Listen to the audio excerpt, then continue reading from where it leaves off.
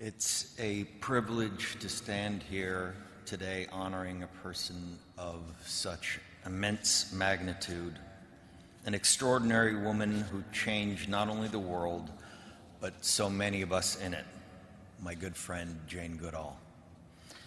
I want to thank Susanna and her entire team who has done so much to carry on Jane's legacy. Her tireless compassion and support over more than 20 years has reflected the very best of Jane herself. When most of us think about environmental issues, we tend to dwell on destruction and loss. And I'll admit it's something I've always struggled with myself, but Jane led with hope, always. She never lingered in despair. She focused on what could be done. She reminded us that change begins with compassion and that our humanity is our greatest tool. Yes, she could be clear-eyed, even blunt about the greed and relentless consumption of our species.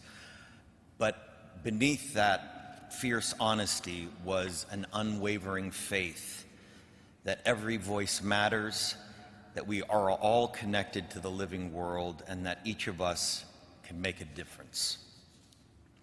Most people knew her as Jane Goodall, the icon, the legend.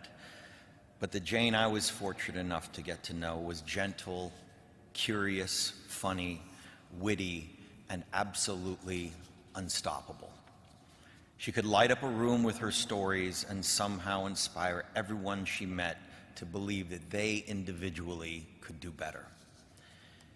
We got to cross paths in so many different places, at conferences, on panels, and in friends' homes. And every single time, we'd end up tucked away in a corner, talking late into the night about politics, biodiversity, and our shared hope that the next generation might do better than we have done.